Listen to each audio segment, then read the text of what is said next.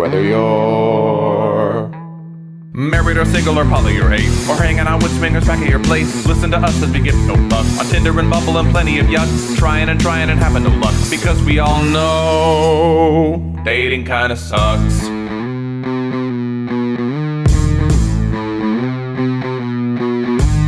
Sarah and Adam are two of a kind. He says stupid shit and she doesn't mind. They're not doing this show to make any buck. Life as a chicken whose feathers they pluck. Why does it work? Well, here is the crux. They both know dating kinda sucks.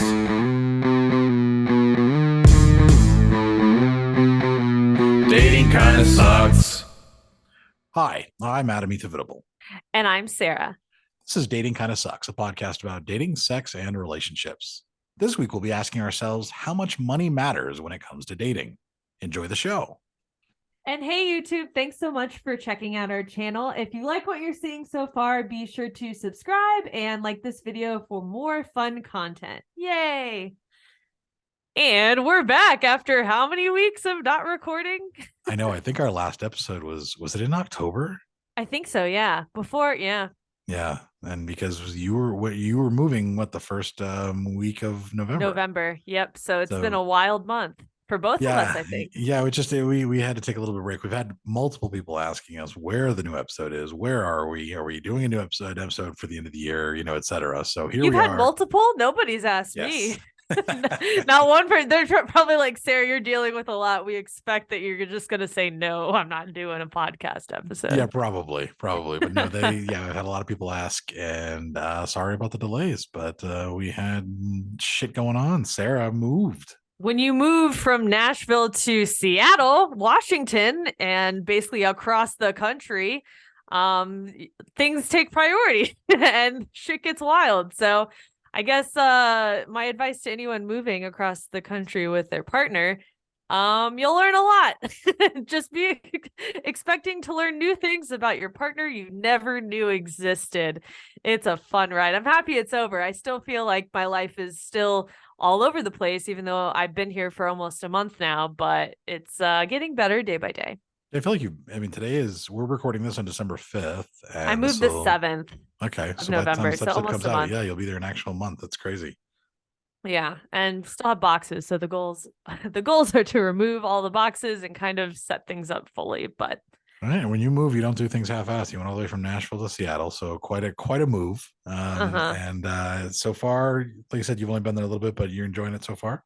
Yeah, it's weird because I work fully remote, so I'm not getting any office interaction or meeting people on the daily, but I like the area of town that we moved to. I like, the interactions with people I've had so far. I actually did meet someone yesterday and went on a friend date with someone who Adam knows, who he connected both of us, and she was cool. So that's one person I know who lives here already, which is nice. We can give her a shout out. She's a listener of the podcast. We can say, hey, Maddie. Yeah.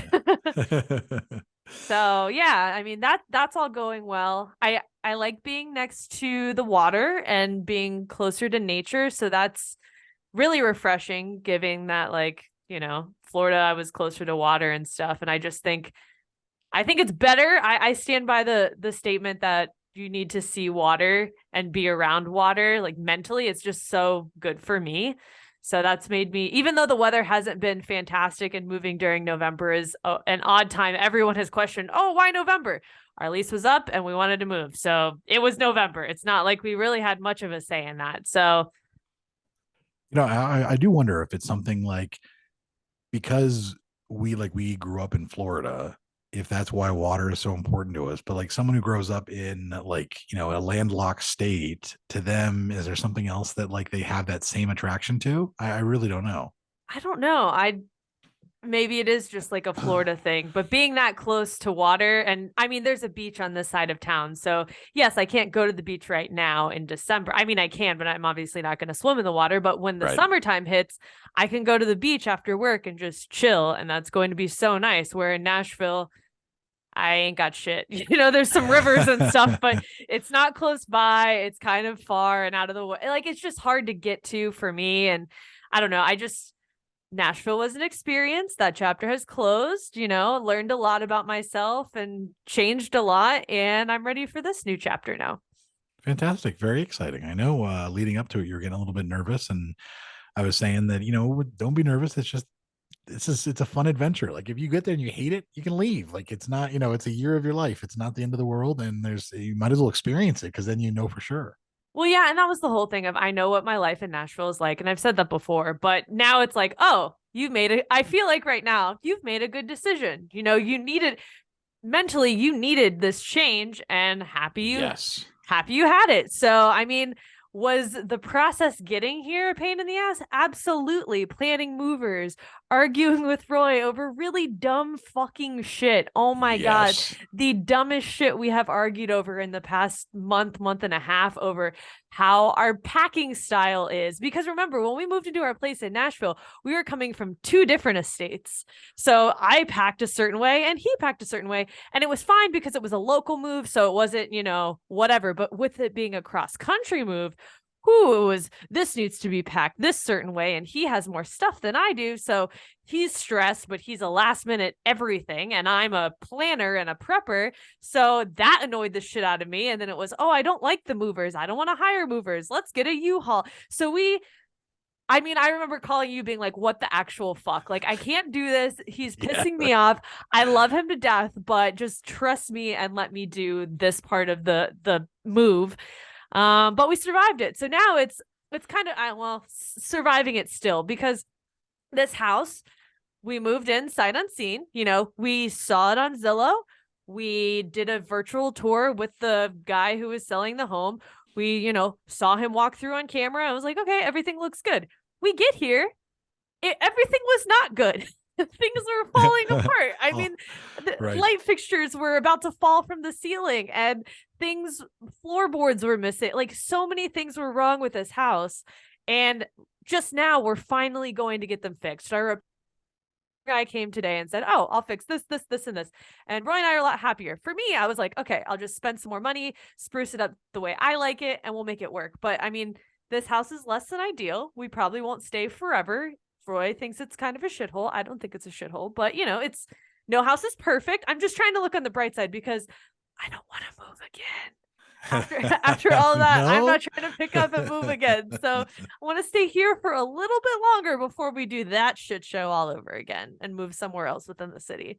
But yeah.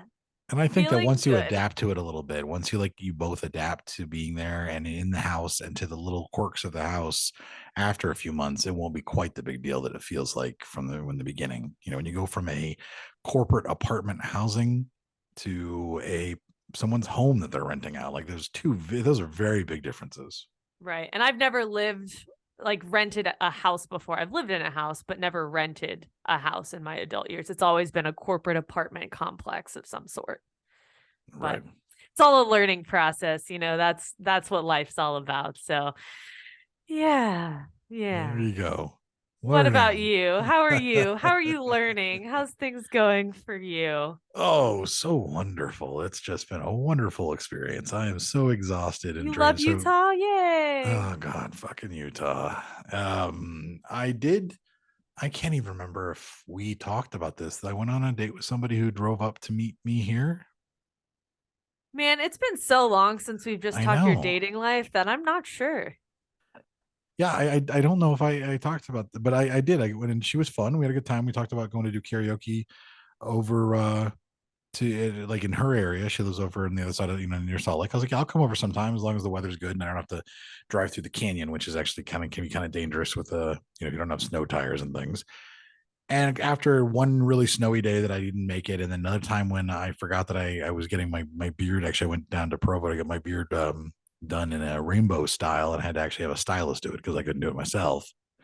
I was like, you know what? I just don't think I have the emotional capacity to date right now. And I'm sorry, but I think, I just have to, I just can't, and it's been like that. I just have not had the mood to want to date or meet people. I even went on Seeking Arrangement, figuring that I would give know this. Yes, to give some good content for dating kind of sucks. And I was like, let me see who I meet through there. And I'll probably have more to talk about at some point with that. But I don't even really want it. It really was just kind of relatively useless. I found that there were more people on there who just wanted to make friends than anything else, which I liked.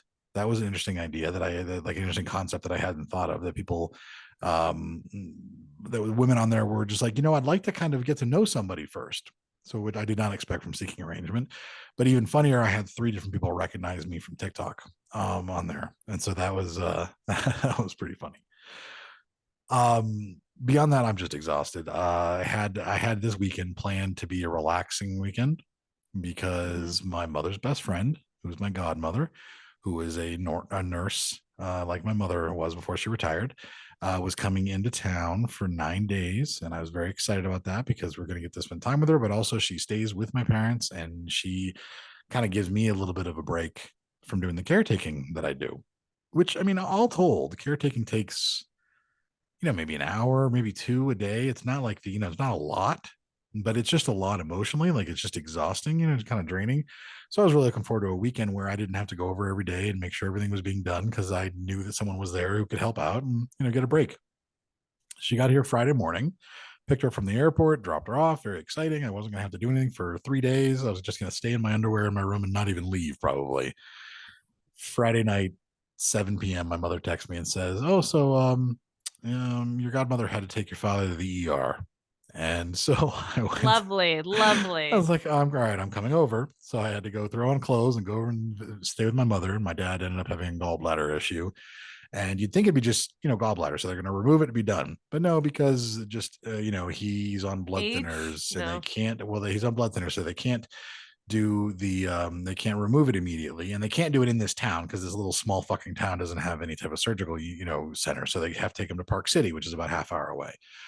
Park City's going to do the surgery, but they have to wait over 24 hours to let the blood thinners get out of his system before they can actually operate. Then they didn't even get to him until late in the afternoon yesterday. And so I went to Park City and was sitting there in the hospital for 6 hours waiting for him to get done, basically, because oh my God, I got there when I thought they were going to be bringing him in and they still hadn't even brought him in yet. So I was just kind of sitting there. And then they finally brought him back and they said, okay, well, his gallbladder is all removed, but there's more gallstones blocking his duct that we can't get to. And because this is Park City, which is also a small town hospital, they don't have the equipment necessary for this procedure called an ERCP, where they do it like a thing where they have to basically go into his bile duct and like blow out the stones is basically what it is.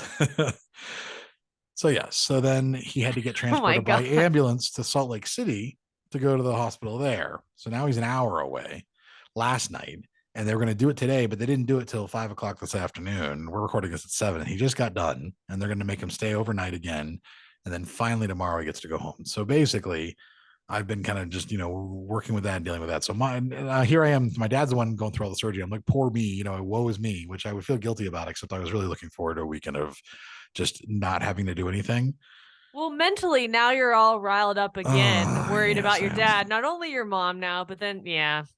And it's just, and now, because then when she leaves, usually my dad can take care of her like during the day. But if he's also going to be an invalid too, then I might just have to like bring my laptop during the day and just basically try to work from there to make sure everybody's, copacetic. So yeah, it's just mentally exhausting. Like I need I need a genuine like vacation somewhere, and it'll be coming at some point, I'm sure, but maybe not for a little while.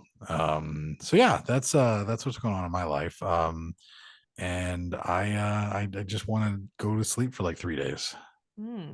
Well, yeah. No home issues like I've been having. No.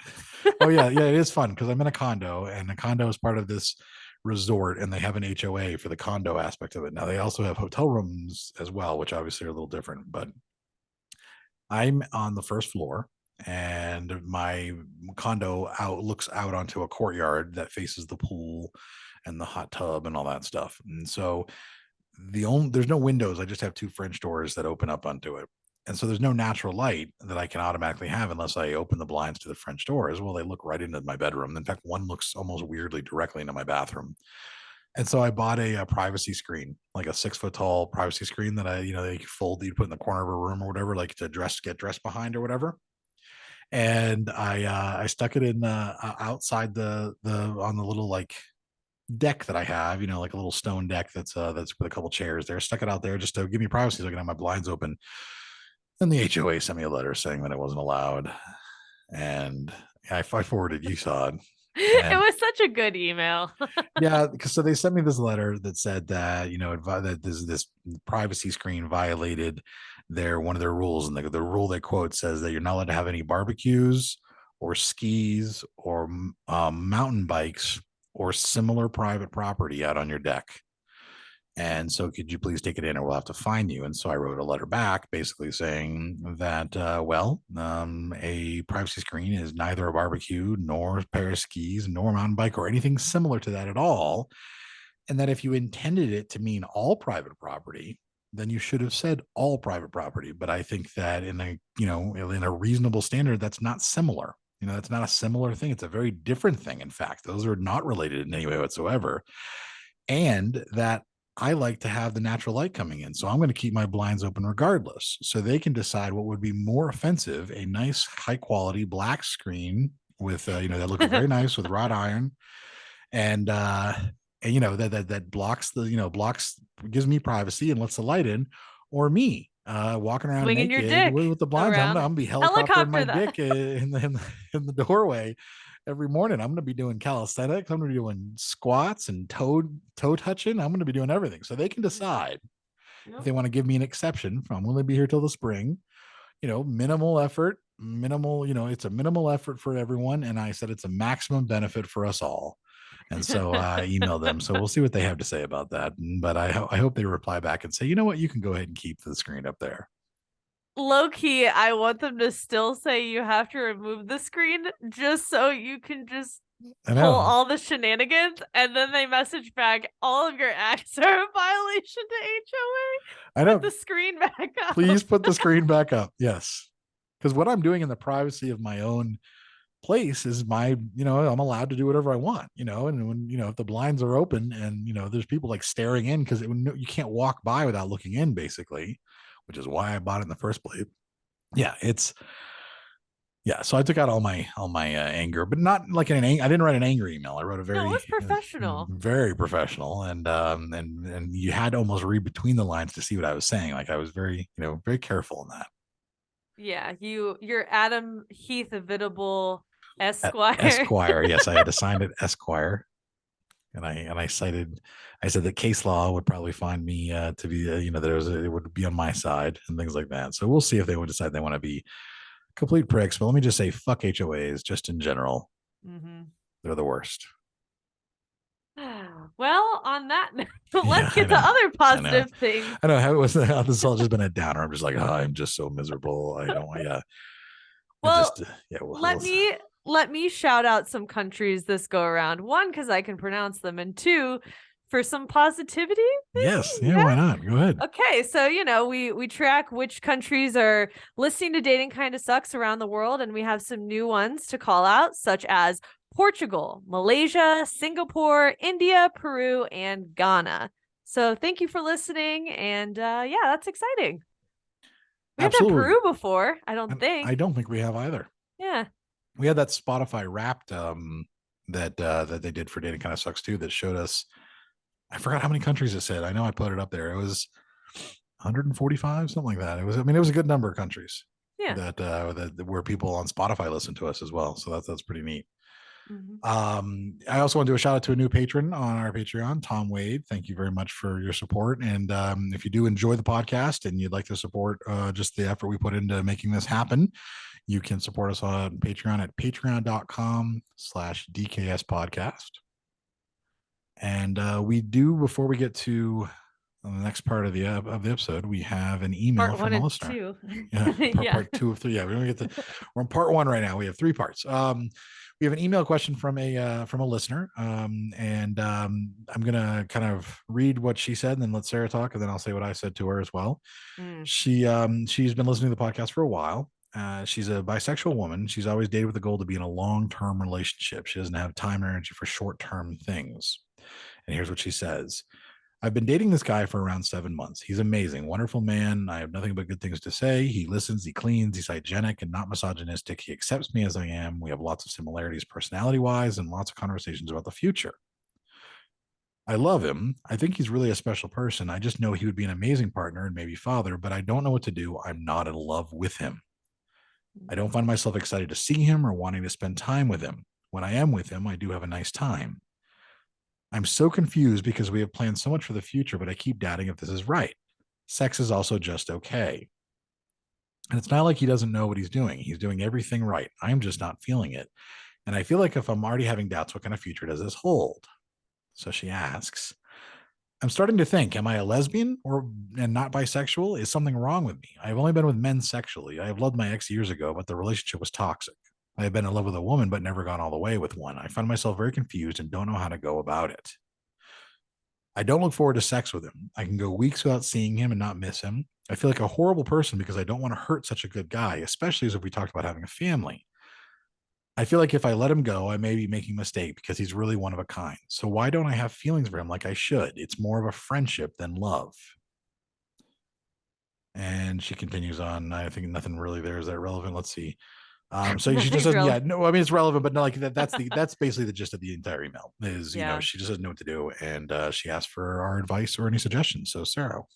Yeah, immediately when I was reading this myself, the line, if it's not a fuck yes, it's a fuck no, came to mind.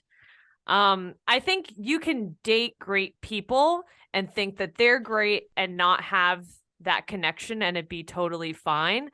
I also think don't let the time and effort that you put into it, don't let that be stopping you from making the decision to end it. Just because it's been a handful of months and you've invested a certain amount of time doesn't mean now you have to get married to this person and make it work.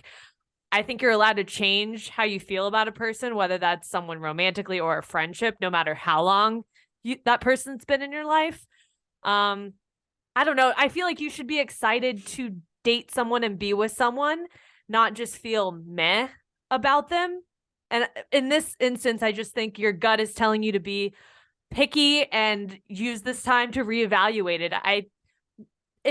I'm not in your shoes, but I would want to be with someone who I'm like, I miss them. There's just, the energy, whatever. But don't use that energy and what you're looking for in a future relationship as like the only thing you want, because that could turn into something toxic. And you're not going to just jump to the next person and it be energy and sex and all of the other things that you might be lacking in this. So reevaluate, have that conversation of, I'd like to spice up our sex life. I've been feeling a little blah, like try a couple of things out before going, yeah, I still kind of feel about all of this. Yep. That's good. That's a good answer. I'll say what I said by email because I replied to her, because she emailed Dating Kind of Sucks, which you can also email, by the way, with any questions, datingkindofsuckspodcast@gmail.com, which one of us checks regularly. Did I not tell you that I moved across the country and just haven't checked anything in a month? So chill. This is my reply to her. I said, are you a lesbian? Maybe. That might be worth exploring, but in my opinion, very few people are 100% straight or gay, and most people are somewhere in the middle. Is there something wrong with you? Absolutely not. It seems to me like maybe there's just no passion. You have great compatibility as a team and as friends, but if you don't have that raw passion, things can get tired very quickly.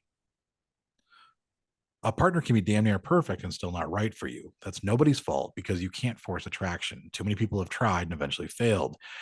7 months isn't too long of a time, so you have two options as far as I can see. One, you suggest that both of you go to a couples counselor and see if that helps. Or two, just have a very frank and honest conversation with them and end the relationship.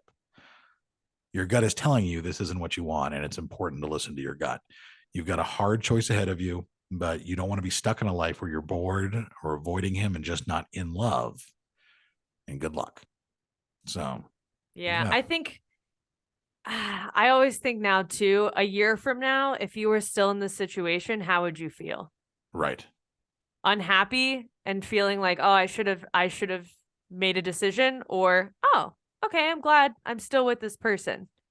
Yeah. I mean, I feel like, 7 months in and she's just not really enjoying, she's avoiding sex. She's not really enjoying it, even though everything's compatible.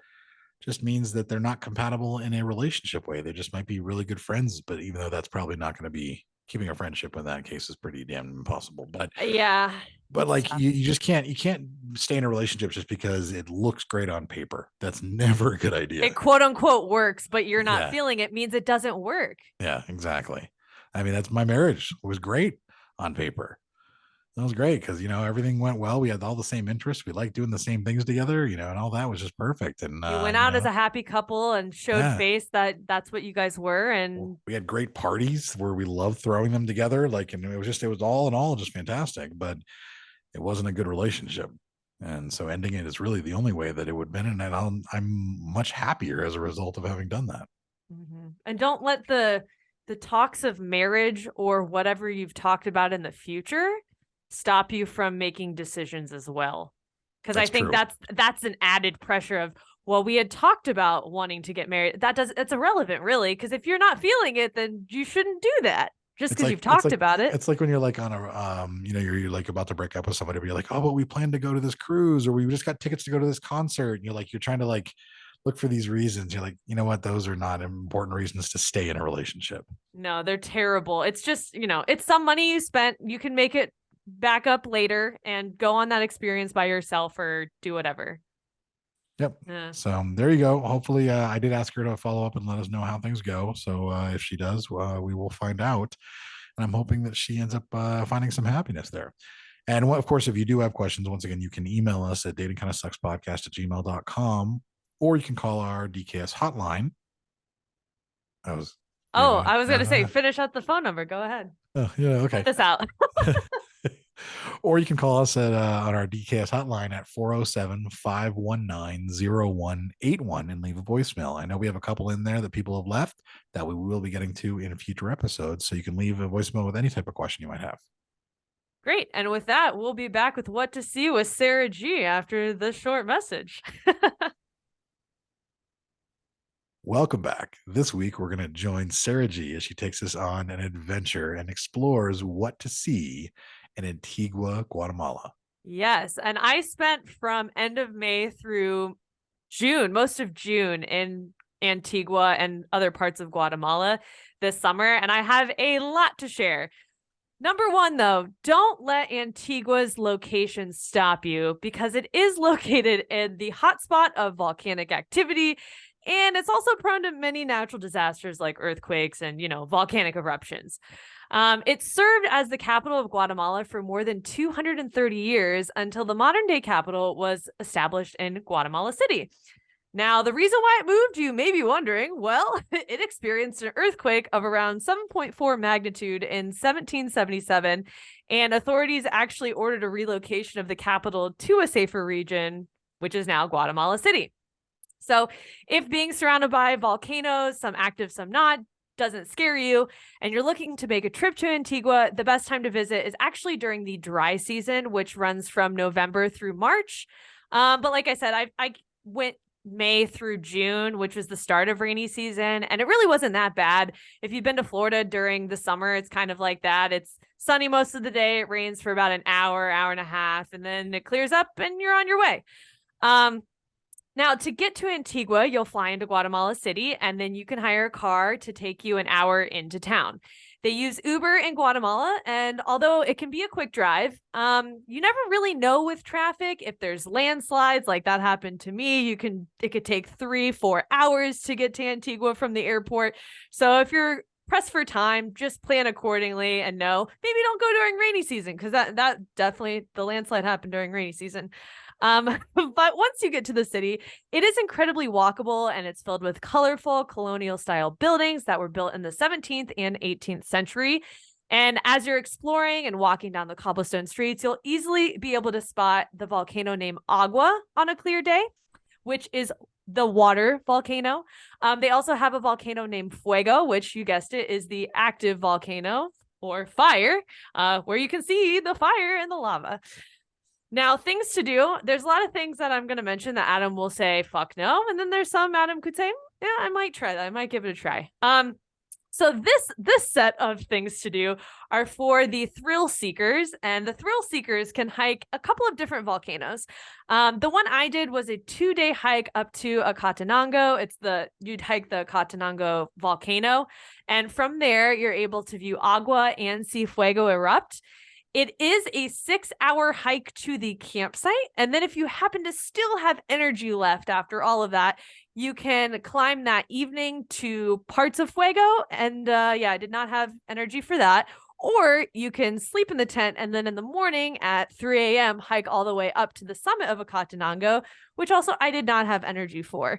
So, but the 6-hour hike was still really worth it to me. Definitely a once in a lifetime experience. It is a very challenging hike. Definitely never going to do it again. And that's all I have to say about that.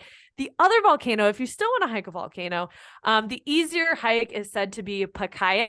And this one is special because the guides will actually stop along the way and allow you to roast marshmallows or cook pizza on the volcano. I thought that's what I was going to have during my experience for Akatanango, and they're like, no, they don't have like those active heat whatever things to roast marshmallows, so you can only do that on Pacaya, which is actually pretty cool.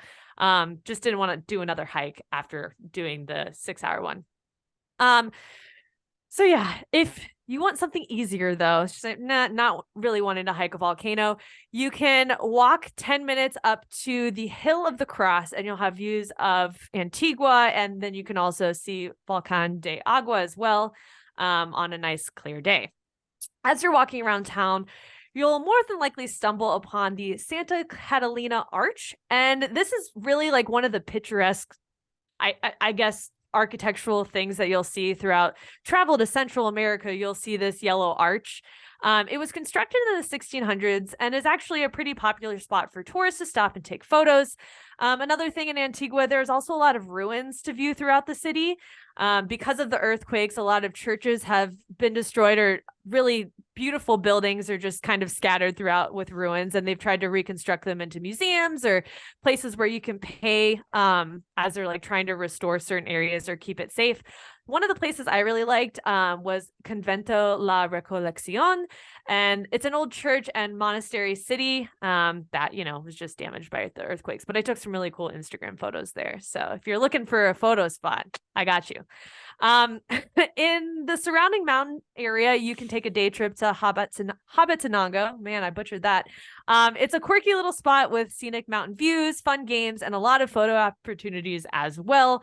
They also have this swing that drops off the side of the mountain that you can then just swing after you drop. It was kind of scary, but fun if you're looking for an adrenaline rush.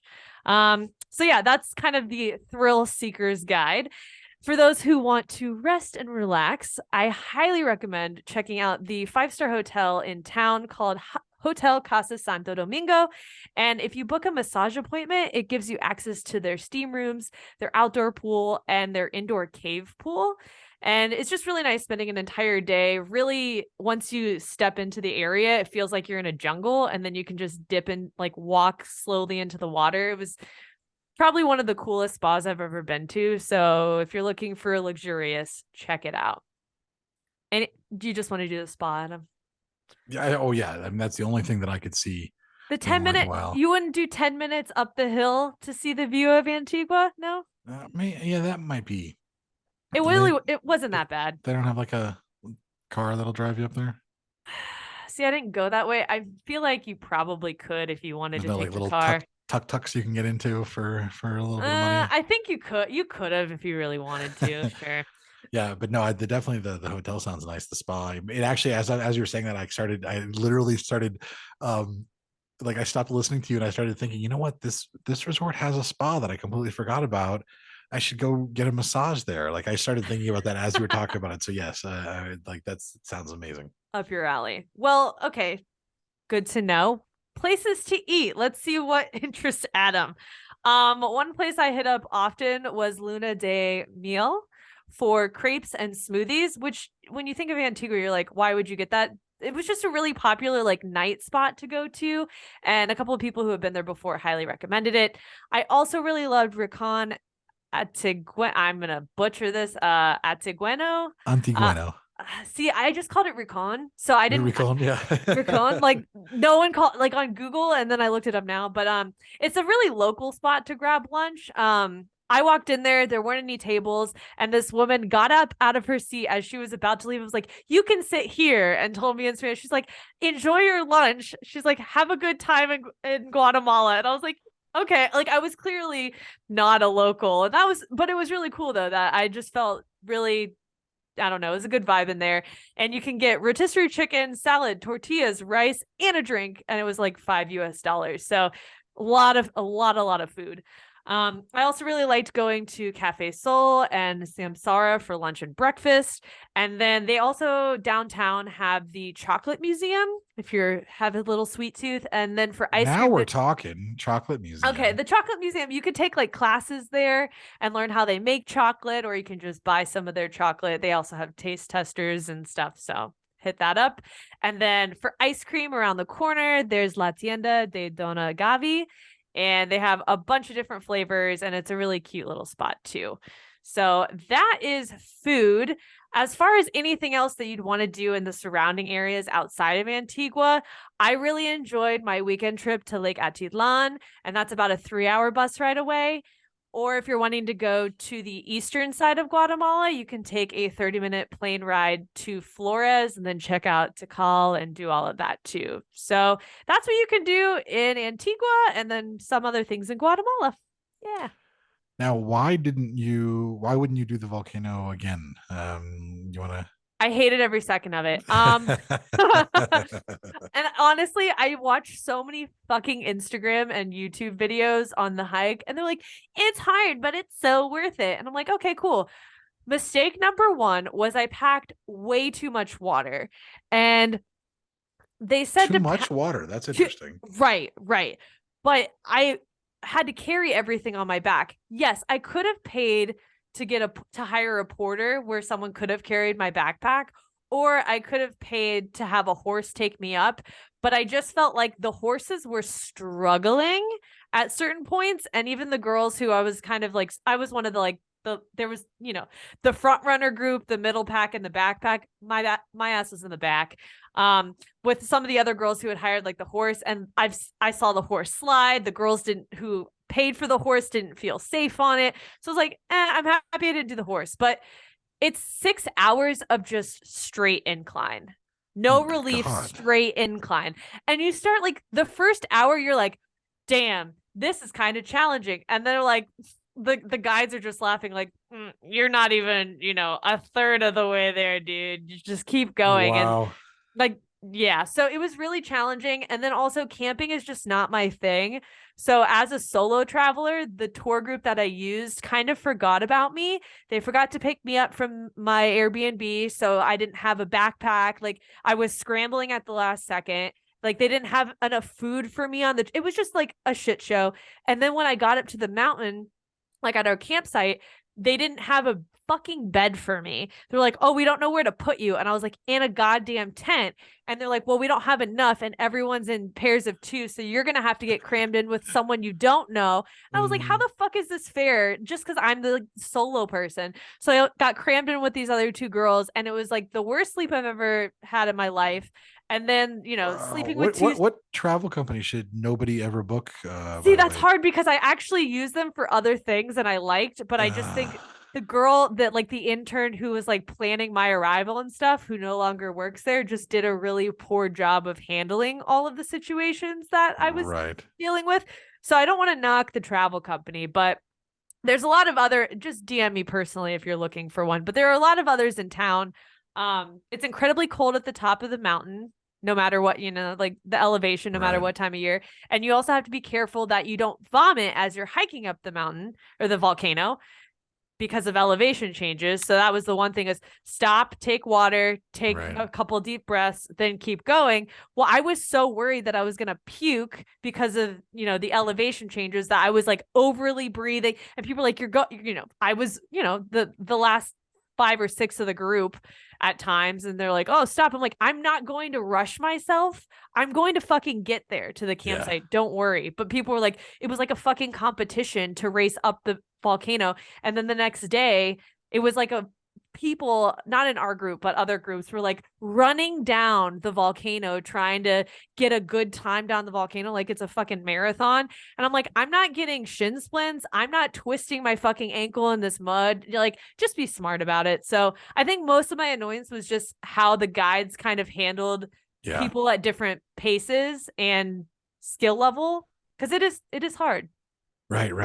Rant over. The horse thing, actually, too. You'd think that being on a horse might make you feel safer, but then you think about the fact you're 4.5, 5 feet up in the air on an animal that if it decides just to run off the edge, you can't stop it. Like, you're out of luck.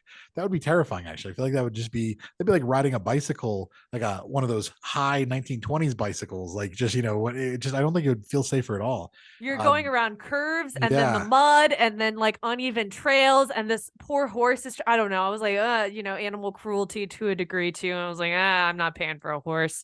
I'll just do it myself. So I have one final important question to ask about the volcano stuff. Did you have to God. poop off the side of a mountain? No, but I pissed off the side of a mountain and almost fell. And that was when I went, this is fucking not for me. I can't wait to be done with this tomorrow. Yeah.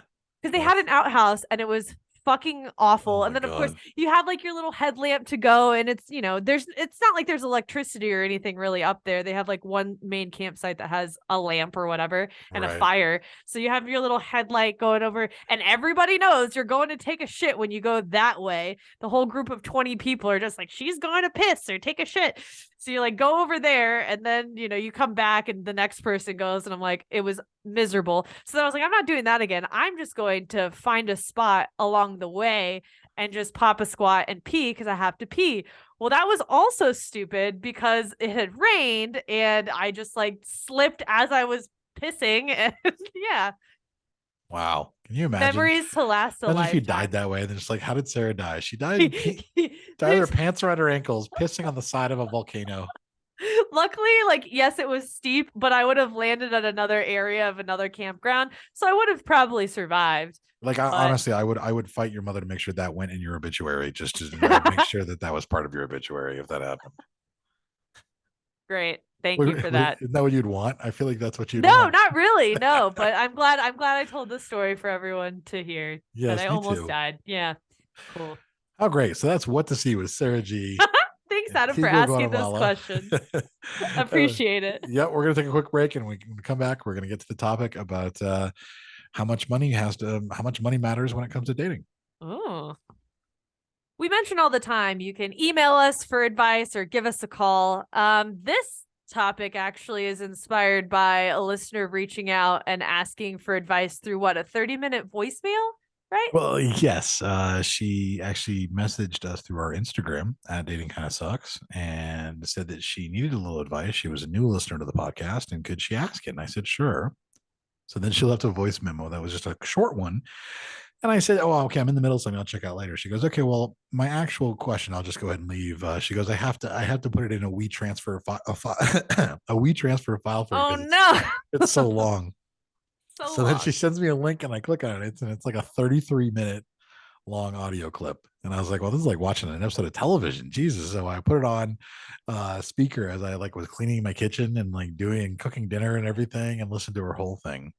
And you're better than me, because I think I could only listen to maybe 5 minutes, and then I'm like, okay, that's a long time for me to commit to listening to something. Well, I will say that within 30 seconds of listening to it, I knew exactly what was going to happen, and I knew the exact problem. And I continued to listen to it just to see if there was a twist or something that happened that maybe I didn't expect was going to happen. But no, there was not. It was exactly what I thought. Essentially, she's in the UK and she met a guy, and this first part might sound really familiar, but he was really into her, and then he offered to fly her to London to go out and buy her a little plane ticket. And Tinder swindler. Yep. Right. That's what that sounds like to me. Sounds just like both our whole discussion of the episode, the Tinder swindler. I know, the Tinder swindler. Yeah, the Tinder swindler. But yeah, so he flies her out and then insists on treating her to everything. And she tries to say no, and she's like, no, it's okay. I don't, I've got this. Like, he insisted on putting her up in a really nice hotel. And I think she was either going to stay with a friend or something. Like, she had plans, but he was like, no, I insist. And then he wanted to, take her out to dinner, which, okay, that's fine. But then he wanted to buy her things, take her literally shopping. And she said, she was in, I don't think, no, it's no reason. He goes, no, listen, this is just my way to show you that I appreciate you coming out and spending time, no problems, and everything. And so then she relented, and she's like, fine. Okay.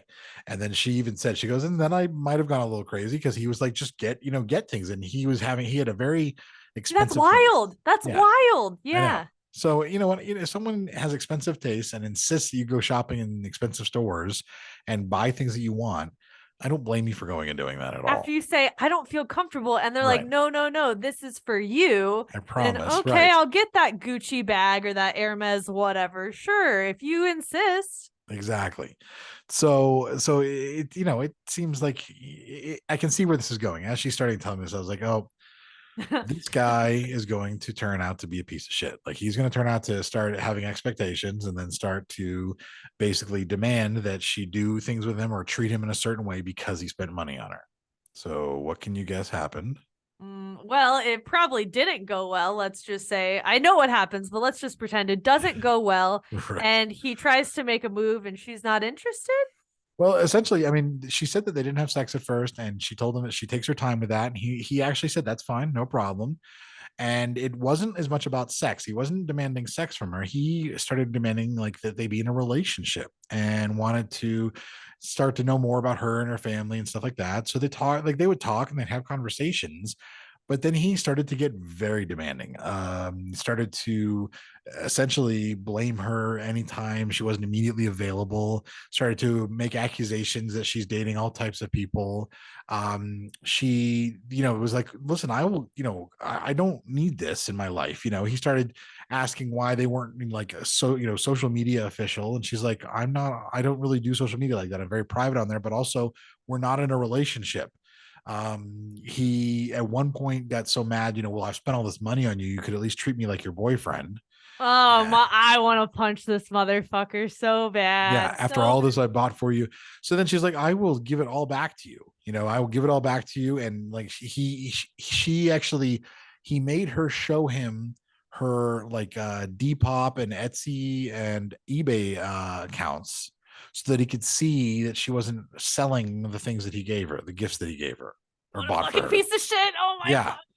And I'll tell you what, dude, they're not gifts if there's a condition on them. That's not a gift. A gift is something you give just because you want to give to someone. If you have a condition on it, then that's either bribery or some type of level of prostitution there.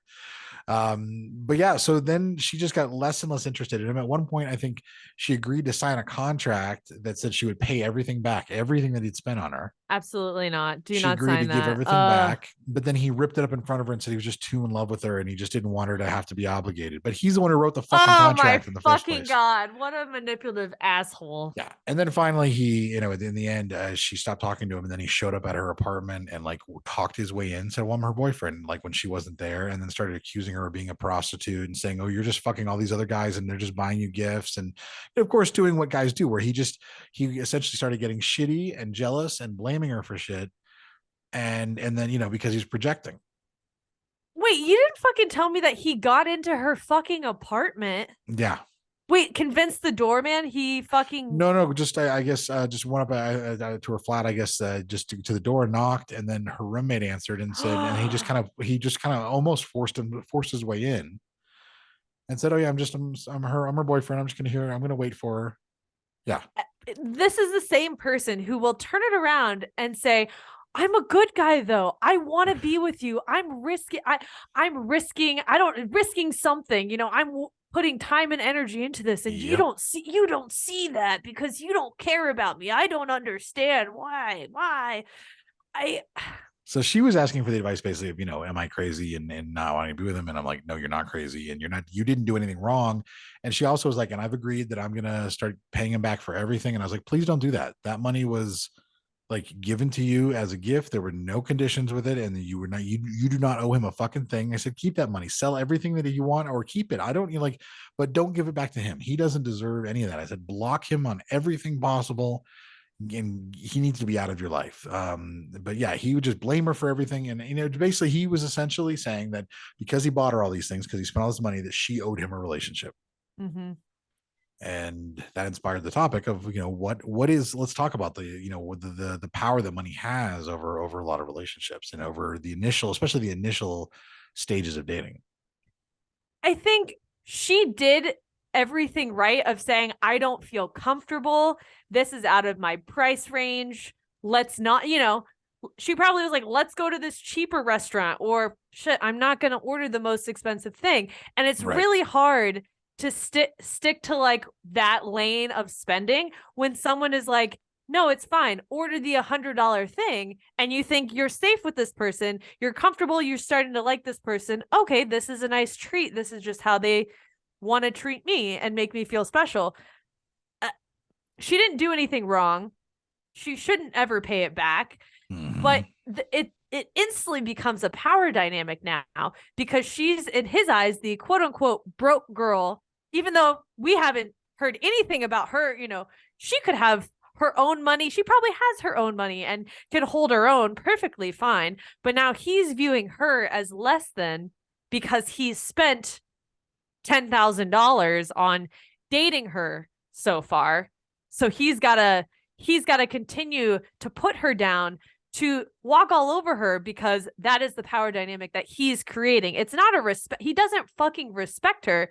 He just sees her as someone now he can take advantage of because he's spent this money on, because she's less than him now because she couldn't spend that type of money on herself. Well, in his eyes, she was less from the beginning. Like there was all manipulation and abuse from the beginning, because the thing is like he basically, she is acting like an abuse victim. And she was telling me, like, essentially in this thing that she feels like she has to prove herself to him, that he's calling her a prostitute, and she has to try to, like, she's worried that he's going to somehow like tell her family that she's a prostitute because he bought her things, and that she's probably out there having sex for money with other men and like all this stuff, even though like she actively said no to him as far as she didn't want him to buy the things. And she also did not immediately like have sex with him either. She was, she took her time until she was comfortable with that. And then she just realized she wasn't into him, which is good because he was throwing up red flags left and right from the very beginning.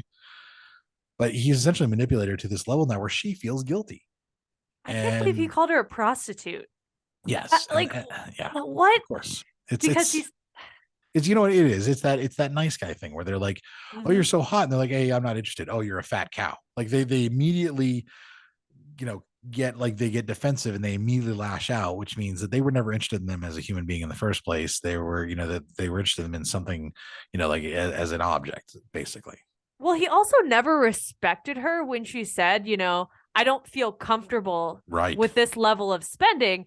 It'd be one thing if every once in a while it was like, no, babe, let me just treat you to this. You deserve it. But every single fucking time, and he knows in every spending scenario, she feels somewhat uncomfortable. And he's playing that to his advantage of saying, she probably feels uncomfortable. Let's see what shit I can say to her now, because she'll feel scared to say anything because I just bought this expensive dinner.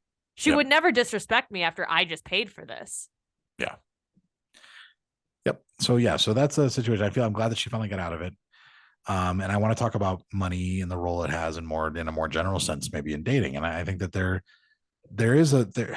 money has this weird thing where it does create this sense of obligation, and it not just related to dating, but just in any type of interaction with other people, any type of interpersonal relationship. When money comes up, it becomes a thing where people react weirdly about it. Like I never loan money that I expect to get back. Mm-hmm.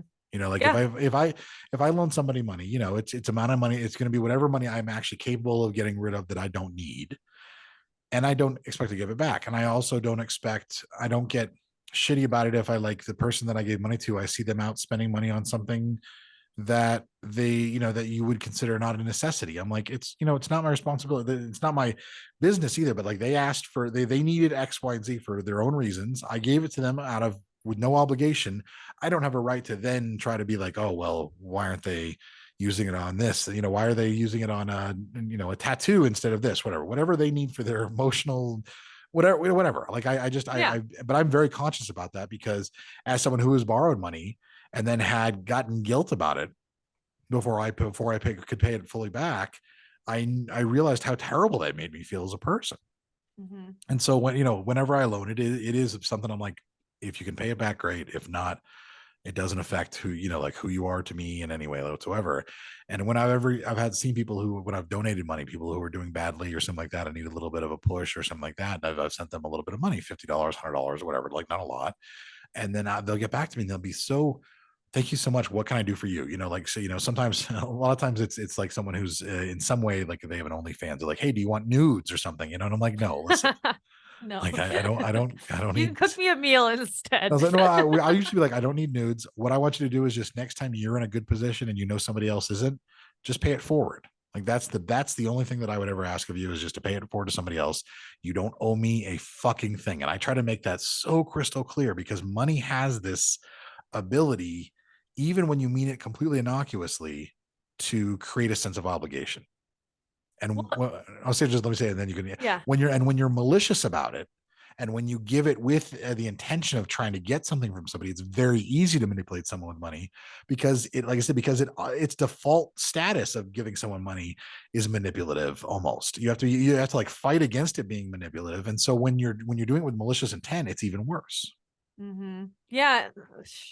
And from my perspective of just money in general and the power dynamic of seeing people who make more money than you or less money than you, some people use that in their minds of, I'm better than you because I make more money than you, or I'm better than you because I've saved more money than you and prioritize my finances. People spend their money or choose to not spend their money in different ways. Yep. Spending it on tattoos, spending it on nice dinners, spending it on whatever. As long as you can pay your bills and you live a comfortable, you're living within your means and you prioritize what you're spending those extra fancy things on, whether that's a nice dinner or a clothing item you've been saving up for, it's nobody else's fucking business of how much money you make or like what you're spending your money on. As long as you're paying your bills and you're comfortable with where you're at. Yeah. Do people want to make more money? Sure. If you're, to feel a little bit more comfortable, sure. But for you to look down on someone because they don't make X amount of money because they're only in that job field or whatever, you're not better than them. And honestly, like, I don't give a fuck what your job title is that gives you that type of money. That doesn't mean you're allowed to treat me like shit or give me handouts because you feel sorry for me. No, I'm an independent person and I can pay my own bills. I don't need your handouts. Thank you very much. Yep. I didn't ask for them. I agree. And I think it's also the very same mentality as like when people are getting assistance from the government and then they buy a cake with it, or they buy, like you see them buying soda and they're like, well, why aren't they buying juice? You know what? Stay out of their fucking business. They're allowed to take vacations. Yeah, people who are exactly. struggling are allowed to enjoy their lives Yeah. and take a vacation with the money that they save just because they're in a certain bracket of, financial stability or whatever. People are allowed to enjoy their lives and spend within their means. And if that, juice or a soda is their one fucking joy of the week or whatever, let them fucking live. Right. Why are you shitting on them for that? And so that power dynamic can be very hard in just in a neutral situation. And so I think that for people dating and being out in the dating world, it is very important to be aware of that and how that can make you feel, and to try to assuage yourself of any of the guilt that might come if someone does pay for something and take you out and treat you for something. And it's very important to consistently remind yourself that you don't owe them anything for that. Mm-hmm. But you also, to the other side of the coin, if you know somebody makes a lot more money than you, you also shouldn't expect that they're going to be spending their money on you either. Of like, oh, well, clearly you're going to cover this dinner because you're the one with the 6-figure salary. So right. That's not fair to me. Why do I have to pay? It's like, whoa, where the fuck is this coming from? Like, we can just split it or, alternate who pays or whatever, depending on what the situation of how long you've been dating is. There's no assumption that just because one person makes more that they're always picking up the tab or, or yeah. And I don't think you should ever assume that. It should be part of a conversation. But on our first date, and this is part of the whole who pays for the first date conversation, which is an interesting debate because, I think that my opinion has changed multiple times as I've considered the topic, because I think the person who asks the other person out should probably expect to pay. But if you are the one being asked out, you should probably expect to go, and you might have to pay your half. So don't expect that. But then, and I also think that men should maybe consider paying on the first date because of like the pink tax and just the things that women do to get ready for a date, and the fact that every time a woman risks going on a date with a man, she is quite literally risking her physical safety. That maybe the consideration for that is to cover the cost. So then there's that, but then there's also the feeling of, well, just so there's absolutely no sense of obligation, both sides should just pay their own half. So it's actually a trickier question sometimes than it seems initially. I think the expectation is you go in ready to pay your own. Right. And you would only spend the money on whatever, if it's a food item or experience or whatever that you're comfortable spending. And then that you can, whether the date goes well or whatever, that you can walk out and afford whatever you just spent on that date. Yep. Your half. Did you see that TikTok of the woman that went on? She's like finally went on a date again, and she's recording the conversation, and the guy at the bill comes, and she goes, "Oh, I got my half," and he goes, No, please let me, And she goes, "Are you sure? I don't mind at all. I'm happy to pay my half." And he's like, No, I don't mind. And she goes, "Okay, well, in that case, I think I'm done. I think I'm gonna go back to my room, call it a night." And he's like, "Well, can I walk you to your room?" She goes, No, I don't think there's any need for that. And he's like, "Oh, really?" And then she says, she goes, "Yeah, I think I told you before that I don't have sex on the first date," or maybe she goes, "I don't have sex on the first date." And he goes, "Well, I wasn't saying that." She goes, "You've been kind of implying that a lot. And I just, and so I think I'm kind of done." And then, so then he's like, he starts ranting basically. And then blaming her for everything. And, well, here I go. I, bought this nice dinner and all this stuff. And, God. And she goes, "I offered to pay my half." And you said, "Well, you know what? Fine. Why don't you fucking do it then? You fucking pay for your half then, because I'm done with this bullshit." Yeah. And then he, turns on it. That gives you your answer. 100%. Yeah. But the fact is that she offered to pay her half anyways, and he said no because he was trying to use money to and the fact that he paid to obligate her to have sex with him. And that is, you are not entitled to anybody just because you buy them anything. Not a fucking thing. I don't care if you go on a first date and you buy them a fucking diamond. It doesn't matter how much you spend. You're not entitled to anything with them. Text back? No, you might not get that either. Exactly. You're not even entitled to fucking text back. You're not entitled to, to a second date. You're not entitled to a kiss on the cheek. Like, there's nothing that you can spend that entitles you to someone's like body or any type of intimacy whatsoever that they don't want to give. Mm-hmm. If you feel comfortable, not know, who knows if a second date's on the horizon. If you feel comfortable picking up the tab because you can afford it and you want to, that's the only reason that's okay to like pick up the tab. Any other reason is trying to manipulate your way into another situation. Yes, absolutely. And I think one good way to screen out that type of thing too is to definitely pay for your half, like, and not to let them insist, just to be like, "No, I have my own half." Or when you get up and go to the bathroom, whatever, you pay for your half, so it's all paid for. Or hell, pay for him too, and then see if he gets mad, because if he genuinely gets angry at that, and like then because he wanted to pull a move and make you feel less than because he was going to pay for the whole thing. So that's immediately a red flag, because you just eliminated the way for them to manipulate you. And so if they get mad about that type of thing, or if their ego is so tied into the fact that they need to pay, that is going to be a problem time and time again. It's so interesting to me that I mean, I don't know if there's no stats on this, right? But I feel like men inherently maybe use money to control situations, but then men will. Yes, I'm just throwing this out here. There's no stats. I just these situations, yes, but. And then they'll say women use sex to control the situations. So then men will say, "Well, we're screwed either way." Or not. But yes. Or not. Yes. and here's the thing, and that's a very interesting thing and I've seen that a lot of it with the idea of coercion and especially marital coercion too, where people are arguing that men are not entitled to your spouse's body just because you're married to them or you're in a relationship with them. And someone will try to say, well, women will weaponize sex to get what they want. And you can't weaponize something that someone doesn't have the right to. You can't, you can't weaponize your body against another man or against a man because he doesn't have the right to your body in the first place. So men who argue that are just completely arguing in bad faith. But Yeah. yes, because I mean, men have always used money for that. I mean, women couldn't have their own bank accounts until the 1970s. Something like that. Yeah. Couldn't buy a house until then too, I think. So like that was when they were first allowed to even have that type of independence. So the idea of the man as the provider and the woman as the housemaker and homemaker has been around. It's only been evolving over the last 50 years that women have started to be able to do their own thing. And oh my God.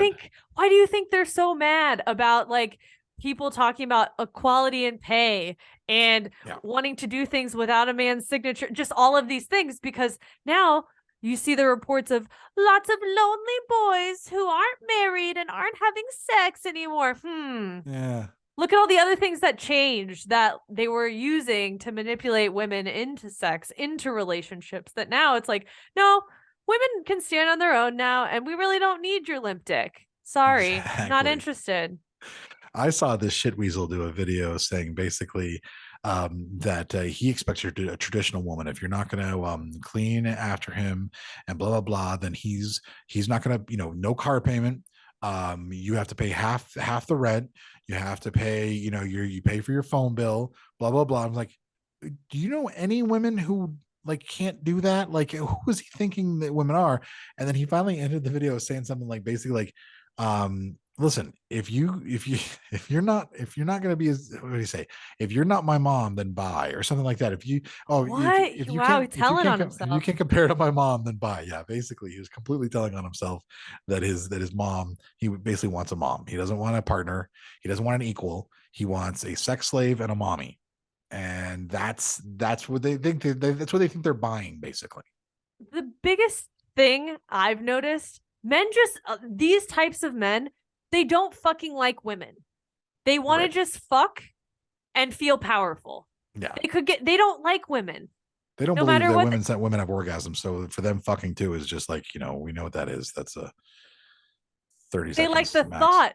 They like the thought of a woman around until they actually have to have a woman around and talk to her and whatever. And then like, oh, I don't like, anyways, that's a whole nother topic, but money.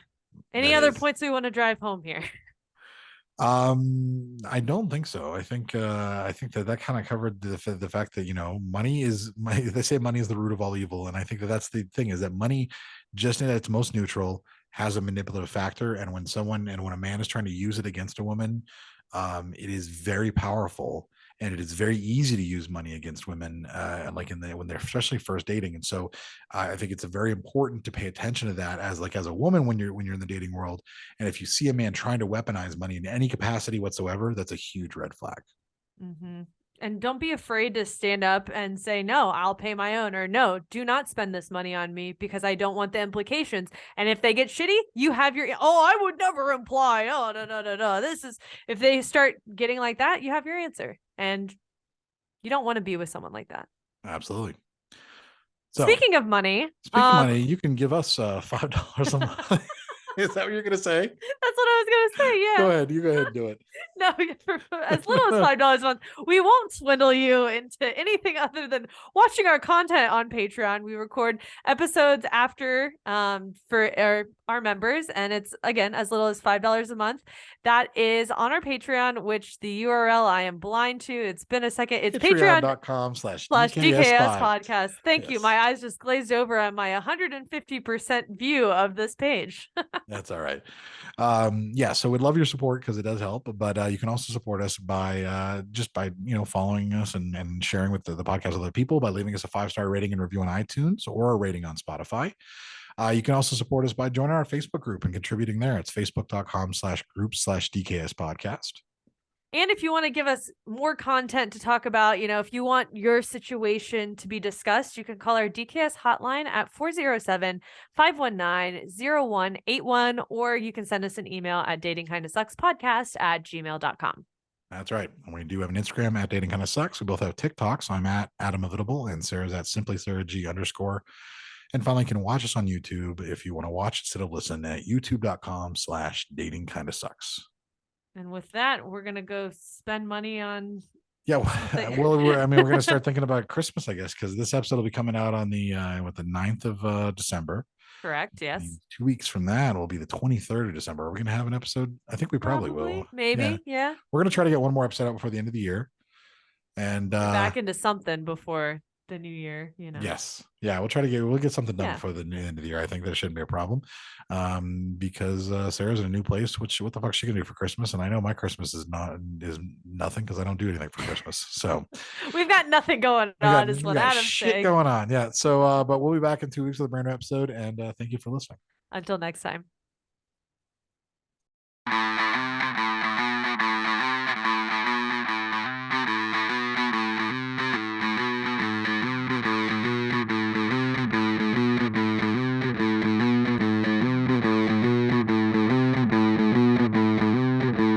Whether you're married or single or poly or ace, or hanging out with swingers back at your place, listen to us as we get no luck on Tinder and Bumble and plenty of yuck, trying and having no luck, because we all know dating kinda sucks.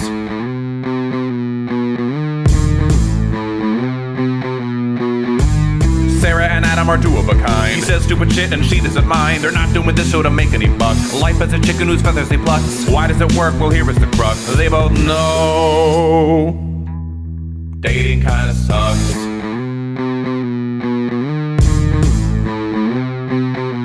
Dating kinda sucks.